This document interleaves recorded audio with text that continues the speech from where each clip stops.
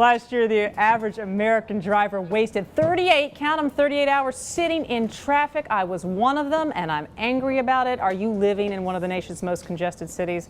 Our Market Watch team, they've been digging through the data on consumer affairs. Reporter Kelli Grant, she joins us with the list. All right, I'm getting over my anger, though, because I did sit in a lot of traffic last year. It's hard to not to be angry. It's hard not to be angry about it. The metrics behind this list, Kelli, how did they come to arrive at this? They looked at a lot of different factors, including where some of the worst roads are, the population density, the percentage of people that commute by car, all kind of adding up to just figure out how frustrated drivers are.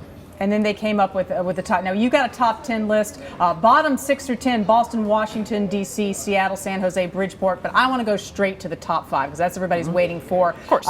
Let's go with number 5.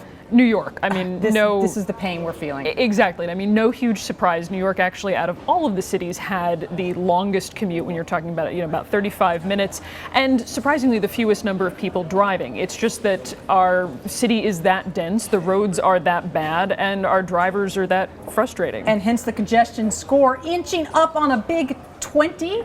But Austin had it worse. Austin does have it worse, and the reason there is that just their population has been expanding so rapidly, and their road system just hasn't. So they blame that as an infrastructure problem, that there are just too many people on the roads and not enough good roads to get them all where they need to go. No surprise in this next one, all the people sitting in San Francisco watching WSJ Live and Lunch Break on their iPads right now, they know that they are in the top 5.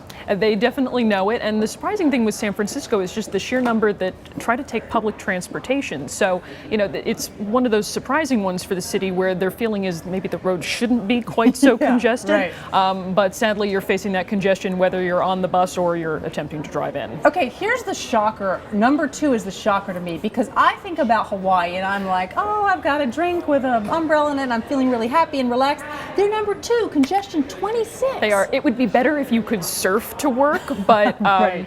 Not really happening there. And Honolulu is one of the denser cities in the nation, so that's another perfect example of too many people that are driving. Even though there again, a lot of people do use public transportation. They do have a big public rail project in the works, though, so maybe there's a little alleviation in sight. Surf to work. I'm going to try that on the Hudson River. All right, number 1, no surprise, LA.